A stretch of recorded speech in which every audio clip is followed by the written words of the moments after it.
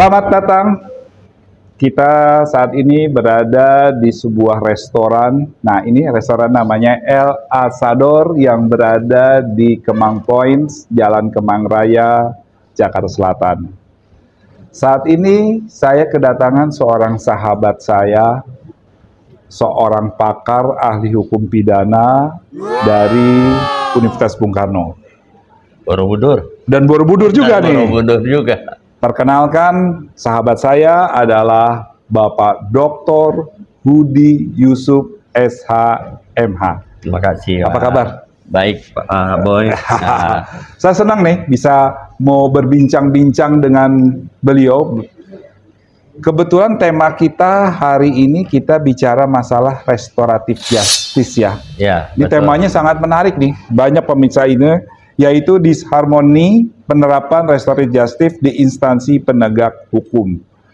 Oke, Pak. Ya. Silakan Bapak untuk bisa memperkenalkan diri dulu nih kepada pemirsa Cipta Kreasi TV nih. Silakan, Pak. Ya. Pada pemirsa Cipta Kreasi TV, kenalkan nama saya Hudi Yusuf. Saya memperoleh gelar doktor dari Universitas Borobudur. Alhamdulillah hari ini merupakan sesuatu yang luar biasa. Saya diundang untuk mengisi podcast di Cipta Kreasi TV. Hari ini podcast Cipta Kreasi TV mengundang saya untuk berbicara terkait keadilan restorasi justice. Memang keadilan restorasi justice itu sekarang merupakan seperti barang baru ya, tanda kutip, seperti barang baru. Padahal kehadiran restorasi justice itu sudah ada dari zaman dulu. Dari zaman bangsa kita belum merdeka juga sudah ada, sudah dilaksanakan oleh suku-suku di seluruh Indonesia gitu. Dari Sabang sampai Merauke ada yang disebut itu penyelesaian secara adat. Karena nama restorasi justice itu menurut suku-suku yang ada di Indonesia itu berbeda-beda namanya. Oleh karena itu restorasi justice itu sebetulnya sudah lama dan dipopulerkan kembali oleh mereka-mereka di negara-negara lain, mengingat restorasi justice itu lebih dekat kepada asas peradilan, ya kan, murah, sederhana, dan cepat-cepat, murah dan sederhana, seperti itu. Pak, begini Pak. Mungkin di sini banyak pemirsa kita belum tahu nih, mungkin yang orang-orang hukum ya yang udah tahu restoratif justice. Ya. Bagi masyarakat awam, apa sih pengertian restoratif justice itu Pak sebetulnya? Restorasi justice itu sebenarnya pengertiannya mudah ya. Restorasi justice itu pengertian penyelesaian masalah dengan melibatkan pelaku, korban, dan pihak-pihak lain seperti tokoh masyarakat, ya keluarga, terkait perkara yang mereka hadapi itu. Artinya gini, restoratif justice kan tidak perlu sampai ke pengadilan kan artinya kan? Oh iya betul, tidak perlu sampai ke pengadilan. Sederhananya seperti itu. Tapi ada kelemahan juga kalau tidak sampai ke pengadilan, karena hasil akhir dari keadilan restorasi justice itu hanya berdasarkan perdamaian belaka, musyawarah. Nah, perdamaian itu kan sebetulnya kalau dibuat antara pihak ya bisa saja batal, salah satu membatalkan perdamaian itu karena tidak memiliki kekuatan hukum yang bersifat tetap, begitu Pak. Nah ini Pak, ini pertanyaan masyarakat nih kebetulan nih. Saya mewakili masyarakat awam ya Pak, Ya, yang tidak mengerti di restoratif justice.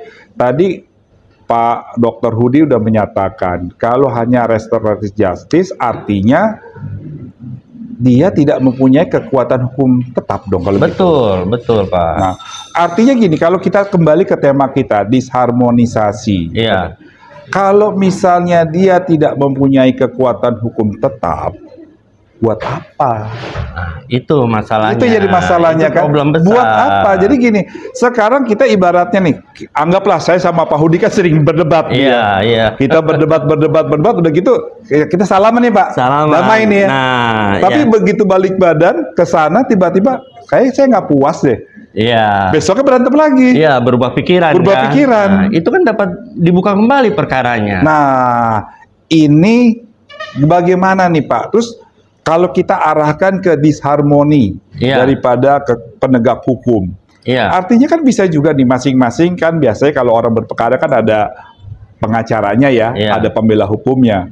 Nanti begitu kita mungkin secara subjektif antara saya dengan Bapak damai, begitu kita balik badan kita dikomporin lagi nih. Iya betul kan. Nah Ini artinya sering kan terjadi percuma di dong ada lapangan. restorasi justice, Betul, gitu itu. loh. Betul sekali. Nah sekarang kan kita harus mumpung nih Pak di forum yang sangat terhormat ini, Bapak harus jelaskan misalnya keuntungan dan kerugian restorasi justice sebagaimana.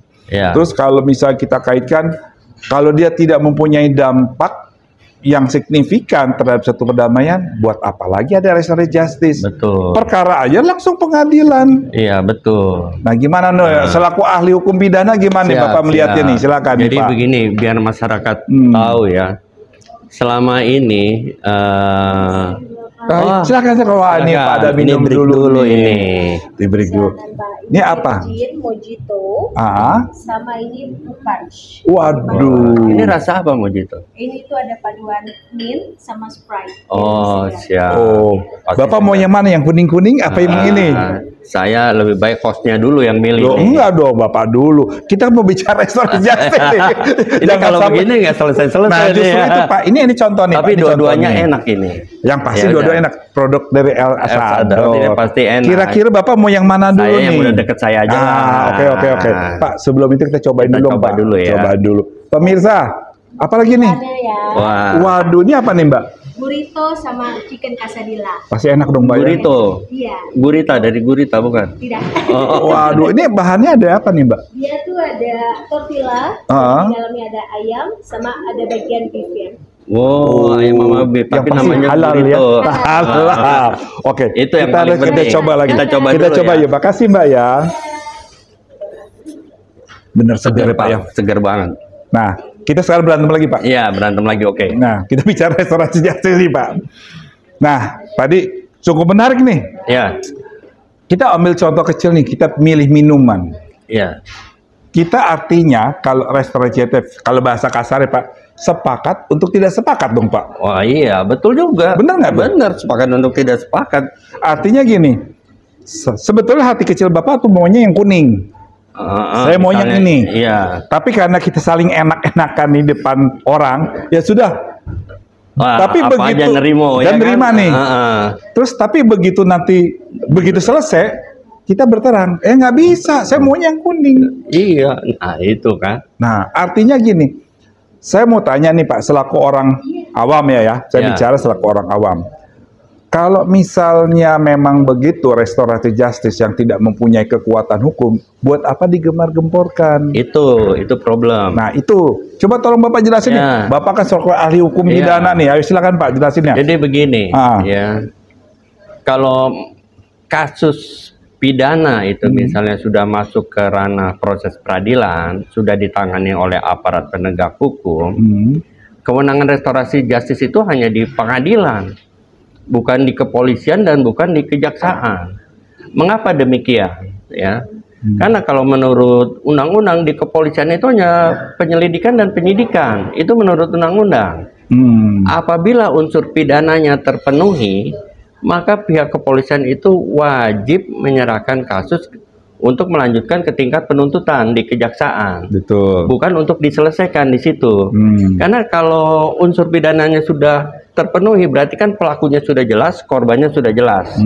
Sehingga karena fungsi menurut undang-undang polisiannya penyelidikan dan penyidikan, oleh karena itu harus berlanjut ke kejaksaan untuk melakukan penuntutan. Nah, kalau unsur pidananya di polisi itu tidak terpenuhi, maka polisi itu wajib SP3. Ya, jadi poinnya dari keadilan restorasi justice itu unsur pidananya dulu harus terpenuhi. Pelakunya udah jelas, udah terang benderang, 100% sudah dia tuh pelakunya. Kalau sudah pelakunya dia, maka harus dilanjutkan ke lanjut ke penuntutan. Tapi kalau unsur pidananya tidak terpenuhi, polisi wajib SP3 nih. Nah, kaitannya dengan restorasi justice di mananya? Nah, jadi gini, walaupun ada peraturan Kapolri ya tentang keadilan restorasi justice, tapi kan itu baru bukan peraturan Kapolri, peraturan kepolisian. Tapi kan ada undang-undang yang lebih tinggi secara hierarki. Sehingga sebenarnya kewenangan keadilan restorasi justice itu adalah di pengadilan. Tanda kutip harus di pengadilan karena harus memiliki kekuatan hukum yang tetap. Kalau di kepolisian atau di kejaksaan, outputnya hanya berita acara perdamaian. Ya kan, berita acara perdamaian kan antara pihak. Ya, apabila salah satu pihak wan prestasi misalnya tidak memenuhi kewajibannya di dalam perdamaian, kan bisa dibuka kembali itu perkara. Nah itu Pak, kan makin berat ya. Iya. Nah jadi terus terang aja nih. Tapi Pak sebelum itu Pak, kita coba minum dulu Pak. Sambil coba-coba ini ngomong terus aus juga. Aus juga nih. Nah, sambil diaduk-aduk dulu. Nah Pak, dan satu lagi nih, jangan lupa. Saya para pemirsa Cipta Kreasi TV bisa datanglah nanti ke El Asador mencicipi makanan yang ada di sini. Kalian akan mendapat diskon 10% apabila sudah mensubscribe, ya kan? Semua podcast, reel dan sebagainya, ya kan? Yang ada di sini. Pokoknya tunjukkan nanti kepada petugas di sini dapat diskon 10%. Wah, menarik sekali menarik nih sekali ya. Ya, oke. Sambil kita lanjutkan lagi Pak ya. Ya, baik. Jadi sangat menarik Pak. Nah, saya kalau misalkan tadi Bapak lagi diproses nih di penyidik, terus tiba-tiba terjadi restoratif justice. Artinya kan apa mungkin Pak kalau sudah perkara masuk ke penyidik dan penyidik sudah menemukan 2 alat bukti yang cukup, tiba-tiba langsung di restoratif justice, damai. Nah ini pasti ada ketidakpuasan, pasti ada nih Pak. Pasti ada ketidakpuasan. Yang kedua juga lemahnya fungsi pengawasan kan. Kalau misalnya tidak komitmen dengan perjanjiannya, akhirnya kan dibuka kembali, ya kan? Atau selain kalau misalnya dibuka kembali kan, apakah pihak kepolisian mau menerima? Misalnya tidak mau menerima misalnya, padahal itu bukan kekuatan hukum yang bersifat tetap, itu tidak boleh kan, harus buka. Oleh karena itu solusinya adalah di kepolisian atau di kejaksaan apabila tersangka semuanya sudah terpenuhi unsur-unsur pidananya, ya itu memang harus dibawa ke pengadilan. Keadilan restoratif justice-nya harus terjadi di pengadilan. Ada penetapan pengadilan supaya memiliki kekuatan hukum yang bersifat tetap tadi. Atau misalnya kalau di pengadilan seperti hukuman percobaan tuh, misalnya ya kan, 2 tahun. Tapi kalau 1 tahun dia melanggar lagi, maka baru masuk hukuman. Begitu juga keadilan restoratif justice. Apabila tidak memenuhi kewajibannya, misalnya nih, selama 1 tahun, nah berarti itu langsung ke crime justice system tuh, secara otomatis kembali ke crime justice system. Nah kalau restorasi justice system ya jelas, walaupun di pengadilan dapat diputuskan, tetapi kalau yang bersangkutan pelaku tidak dapat memenuhi kewajibannya, maka dari restorasi justice system kembali ke crime justice system. Nah, satu lagi pertanyaan masyarakat nih Pak. Ya. Saya mau wakili yang awam ya Pak ya, biar masyarakat masih bisa lebih jelas nih. Ya. Misalnya hakim sudah mengetok palu dengan menjatuhkan hukuman percobaan. Ya. Yang jadi pertanyaan, kan hukuman percobaan itu kan biasanya tidak ditahan ya. Iya. Dia tidak ditahan, tapi dikasih waktu selama mungkin 1 tahun atau 2 tahun, misalnya berapa bulan lah ya dijatuh. Apabila dia melakukan tindak pidana, maka masuk tahanan langsung. Nah, apakah itu juga disebut dengan restoratif justice? Kan sudah ada keputusannya artinya. Iya, itu sebetulnya keadilan restorasi justice itu di pengadilan itu dapat dikatakan kalau hukuman percobaan itu adalah keadilan restorasi justice tuh, bisa dikatakan. Bahkan bukan di pengadilan aja, di lembaga pemasyarakatan sebetulnya juga sudah terjadi seperti pengurangan hukuman, kan dapat remisi itu sebenarnya secara tidak langsung itu adalah keadilan restorasi justice. Dicari narapidana yang berkelakuan baik, yang berprestasi supaya dapat pengurangan. Kategori restorasi justice itu termasuk kategori restorasi justice, begitu. Pemirsa, jadi kalau boleh dikata, menurut ahli pidana, pakar ahli pidana, jadi pemberian remisi itu di suatu pengurangan hukuman ya? Iya, itu udah termasuk restorasi justice ya? Termasuk restorasi justice. Jadi banyak nih pemirsa ini sebetulnya nggak tahu ya. Jadi remisi itu adalah salah satu bentuk restorasi justice ya? Salah satu bentuk restorasi justice itu, remisi itu. Di lembaga pemasyarakatan kan? Nah, gitu. Bapak pernah dengar nggak? Mungkin terjadi disharmonisasi antara institusi penegak hukum dalam hal untuk restoratif justice. Karena saya pernah dengar juga isu-isu apa benar atau enggak, yang mungkin saya akan nanyakan lagi kepada Bapak, apa pernah terjadi disharmonisasi dalam hal restoratif justice di penegak hukum? Iya, jadi begini, karena contohnya apa kalau misalnya ada, silakan jadi Pak. Gini, karena belum ada undang-undang ya, kelemahannya di kita belum ada undang-undang, kasarnya KUHP tentang restorasi justice, kejahatan-kejahatan apa yang bisa direstorasi justice, dan bagaimana hukum acaranya juga kan belum ada kita tuh tentang kaitan restorasi justice. Jadi di instansi penegak hukum memiliki penafsiran yang agak berbeda-beda dan syarat yang agak berbeda-beda gitu. Misalnya tindak pidana ringan, kalau di kejaksaan tuh kerugiannya sekitar 2.500.000. Tapi kan faktanya misalnya di pihak tetangganya nih sebelah, di pihak kepolisian kan bisa saja melebihi 2,5 juta. Terus kasus lain lah yang terkait misalnya pembunuhan, narkoba itu ada sedikit-sedikit perbedaan, itu pernah terjadi begitu. Bahkan di salah satu instansi ya bisa jadi di RJ apabila kerugiannya bisa juga ada jumlahnya miliar, ada bisa di RJ seperti itu. Yang penting kan ada pengembalian, yang penting tidak ada saling merugikan, tidak ada kerugian di pihak pelapor misalnya, atau pihak terlapornya juga tidak ada keberatan, itu baru dapat dibuat keadilan restorasi justice gitu. Jadi memang ada perbedaan terkait persyaratan dan definisi nih tata cara penegakan keadilan restorasi justice gitu. Tapi kan kalau saya dengar Pak, kalau dari hukum pidana ya, itu kan misalnya hukum pidana khususnya yang berat ya, misalnya pembunuhan, itu kan nggak ada restoratif justice kan itu. Nah begini ya. Ini saya juga usulkan itu sebetulnya dalam disertasi saya waktu itu kan, tentang terkait kasus pembunuhan. Kayak misalnya kasus, emang kecelakaan lalu lintas itu dapat tuh, walaupun korban jiwa dapat di restorasi justice kan? Ya, korban jiwa dapat kan, udah banyak tuh korban jiwa dapat di restorasi justice. Itu kan karena terjadi kelalaian. Ada terjadi kelalaian. Tapi sebenarnya kan ada juga tanda kutip bukan kelalaian itu. Dia emang sengaja ngebut, ya kan? Sengaja ngebut tuh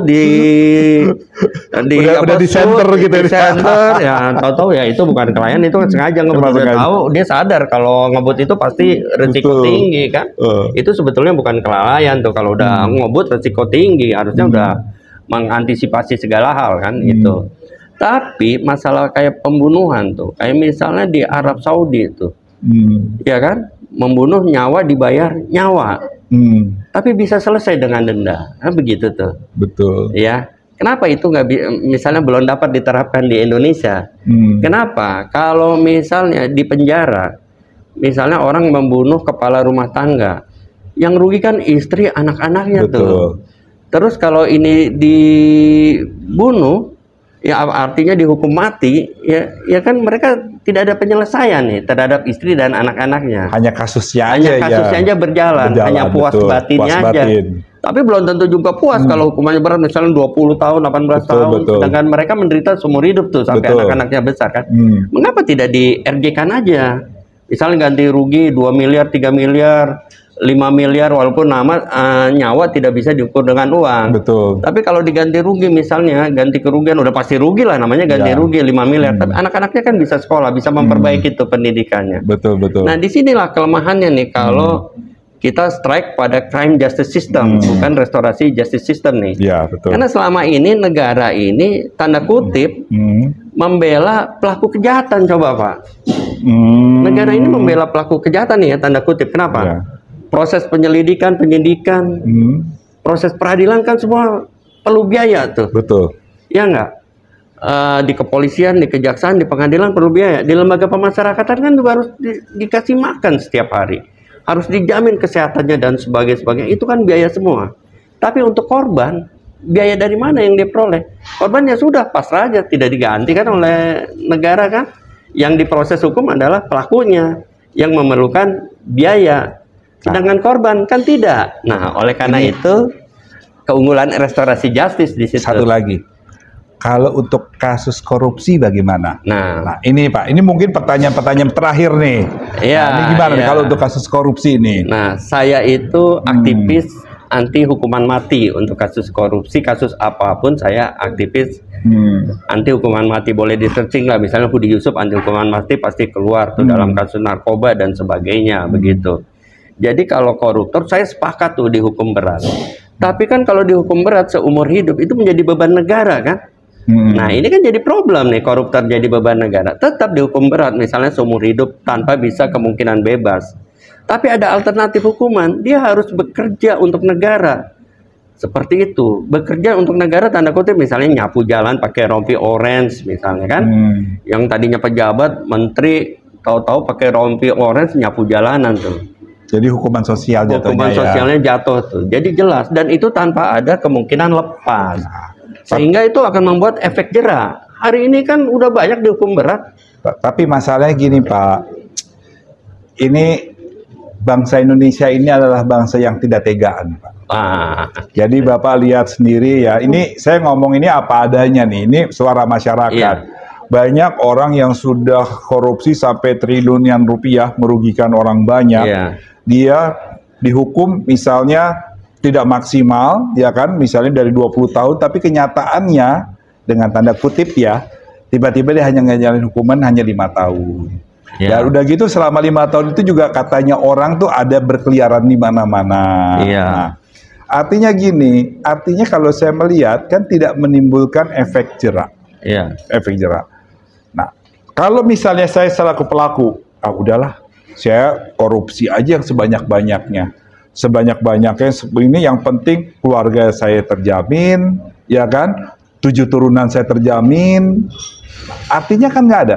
Bahkan di negara tetangga Pak, kalau misalnya dia makin banyak korupsinya, yang terjadi apa? 7 turunannya juga akan kena Pak. Nah itu betul. Itu ditembak semua Pak. Tembak semua. Betul. Jadi orang untuk melakukan korupsi itu mikirnya 100 kali, bahkan 1000 kali. Betul. Nah maksudnya saya lebih baik kita bicaranya lebih bagus. Hukuman mati kalau saya bukan berarti ini, memang kalau hukuman mati adalah bukan berarti itu kan hak Allah ya, hak Tuhan gitu ya. Tapi kalau nggak begitu, kita kembali ke seperti hukum Islam, Pak. Orang nyuri, potong tangan. Orang memperkosa, dikebiri habis, sehingga dia tidak punya kemaluan. Jadi orang untuk melakukan itu kan efek jera, ya kan? Betul. Nah, jangan sampai di kasus-kasus pidana seperti korupsi, dengan tanda kutip korupsi, ada restoratif justice. Ini karena ini sering terjadi nih. Betul banget. Nah, sekarang nih di session terakhir nih, Bapak selaku pakar hukum pidana, ya kan? Coba jelaskan harapan Bapak mengenai, khususnya kita bicara yang korupsi ini, Pak. Ini karena ini menarik nih. Negara ini lagi rawan dengan korupsinya besar-besaran nih. Apalagi di bawah kepemimpinan Pak Prabowo. Ini kan sekarang udah banyak yang digulung nih. Jangan sampai di korupsinya triliunan, puluhan triliun, totalnya hukumannya hanya kemarin kan lihat 6 tahun. Enak sekali Pak kalau gitu. Enak benar. Dan selama 6 tahun nggak mungkin ada di dalam, dia mungkin kemana-mana. Nah, ayo Pak, silakan sarannya Pak. Jadi begini ya, ini terutama pertama nih untuk menegakkan menghapus korupsi, pertama dari aparat penegak hukum dulu tuh. Aparat penegak hukum itu harus bekerja secara jujur dan profesional. Aparat penegak hukum itu kalau di luar negeri banyak tuh yang malu kalau disuap, dia merasa terhina. Ya, merasa terhina kalau di luar negeri. Ini maaf aja, mungkin oknum aparat penegak hukum di Indonesia bukan merasa terhina, malah bersyukur kalau diberi suap. Ini kan lucu ya, satu itu. Yang kedua adalah, saya sepakat tuh, saya harus bagaimanapun koruptor harus dihukum berat supaya mempunyai efek jera. Coba bisa bayangkan Pak, misalnya oknum jenderal, oknum menteri, kalau harus nyapu jalan, ngelap kaca, ya kan, di depan dulu mantan anak buahnya, ya enggak? Itu udah sanksi sosial itu udah sangat berat sekali tuh. Nyapu tanpa bisa digantikan oleh orang lain. Dan kalau bisa anak istrinya juga ikut. Nah, otomatis kan akan kalau bapak sebegini, nanti saya suruh nyapu jalan juga dong. Betul. Kalau gitu ada anak istrinya terima uang dari korupsi, itu kenain tindak pidana pencucian uang, hukumannya juga berat. Kan minimal 10 tahun itu. Kan biasa kalau korupsi kan nggak mungkin dinikmati sendiri kan, Pak. Pasti kan kalau nggak keluarganya, teman-temannya, semuanya dikejar semua itu. Dan diberikan sanksi yang berat juga. Karena ikut itu sama-sama bekerja sama untuk menikmatin uang itu, mendapatkan uang itu kan harus, makanya dikejar uang. Tapi kan kita harus fair. Benarkah uang itu dari hasil tindak pidana korupsinya kan? Kalau ada kita kejar, misalnya anak baru SMA baru kuliah tabungannya udah puluhan miliar, ratusan miliar, dari mana ini kan? Istrinya atau beli rumah, misalnya ini maaf aja ya, kalau namanya pegawai negeri, aparat penegak hukum, nggak mungkin bisa beli rumah misalnya di Pondok Indah, nggak mungkin. Rumus dari mana tuh? Tapi kan ada yang bangga, wah dia punya rumah di Pondok Indah, seakan-akan sukses, bukan satu lagi, 2 atau 3. Ini pegawai negeri deh, atau aparat penegak hukum, itu malah bangga. Nah ini kan kecelakaan berpikir, dianggapnya sukses, padahal rumus apapun tidak mungkin ASN atau aparat negara itu memiliki kekayaan sampai sejauh itu. Ya, kalau betul. murni sebagai aparat penegak hukum atau murni sebagai pegawai negeri. Nah di sini kalau ngelihat aparat pegawai negeri kaya, aparat penegak hukum kaya, mereka merasa terhormat, merasa bangga, merasa hidupnya susah. Itu kan kecelakaan berpikir tuh.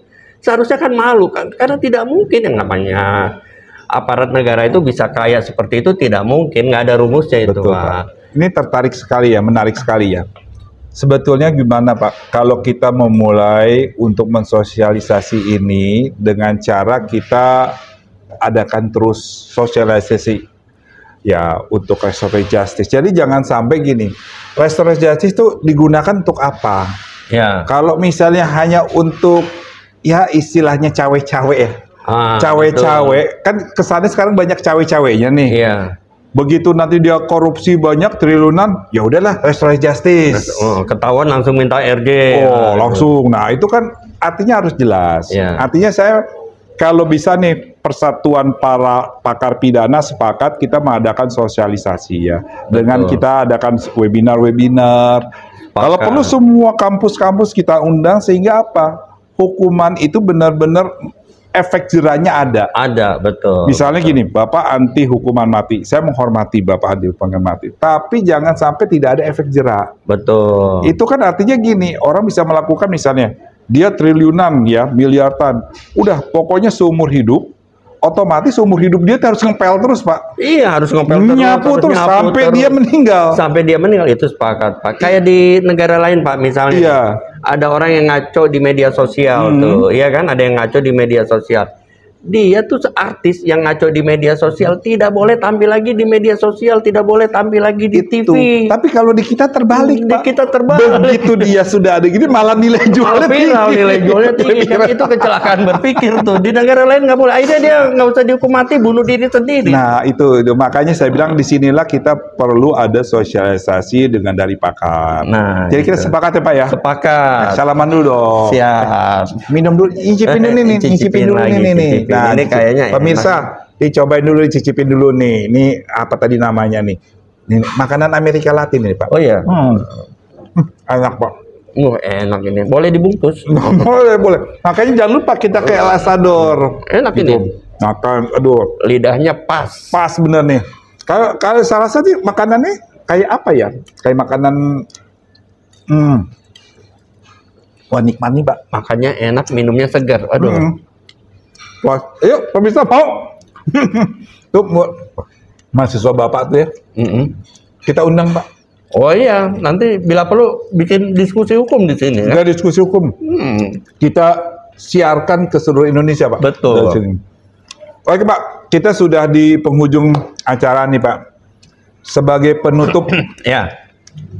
Kira-kira Bapak selaku pakar hukum pidana mengenai apa sih yang akan Bapak sampaikan sebagai penutup? Silakan Pak. Jadi begini, saya berharap nih di instansi penegak hukum bikin ini sentra keadilan restorasi justice nih antara kepolisian, kejaksaan dan pengadilan tuh, ya supaya kasus-kasus yang dapat direstorasi justice masuk ke sentra penegakan hukum restorasi justice tuh, semacam kayak sentra gakum gitu kan, dibuat untuk sementara.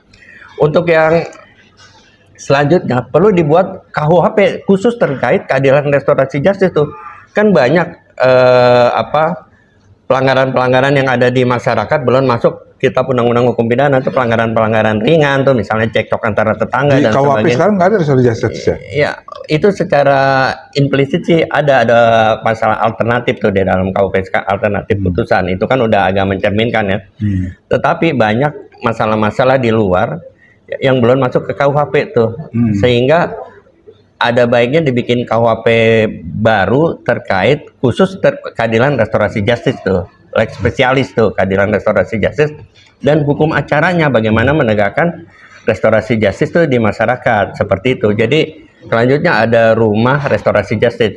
Walaupun ada hambatan budaya ya di Indonesia kan, dari crime justice system ke restorasi justice system tuh. Hambatan budayanya apa? Kalau setiap ada masalah di masyarakat, udah kita penjarain, itu kan crime justice system. Betul. Nah ini kan budaya masyarakat sudah begitu, dibuat budaya baru terkait restorasi justice, sehingga masyarakat bisa ikut partisipasi dalam membumikan restorasi justice nih, begitu. Aduh, terima kasih Pak Udi atas kedatangannya. Ini ilmunya nih sangat-sangat bermanfaat nih, khususnya bagi kalangan masyarakat umum ya, sehingga mengertilah yang dimaksud dengan restorasi justice. Tapi sekarang kita tidak bisa diam saja, kita harus terus adakan sosialisasi dalam bentuk webinar-webinar. Saya minta nanti para pakar-pakar hukum pidana semua bersatu ya, berkumpul, kita mensosialisasi. Oke lah pemirsa Cipta Kreasi TV, demikian sudah pembicaraan kita yang sangat menarik mengenai restorasi justice dengan pakar hukum pidana dari Universitas Bung Karno, Bapak Dr. Hudi Yusuf SHMH. Ini sangat bermanfaat sekali. Demikian acara kita, nanti akan tampil lagi dengan acara-acara, dengan episode-episode yang tidak kalah menariknya. Terima kasih. Wassalam.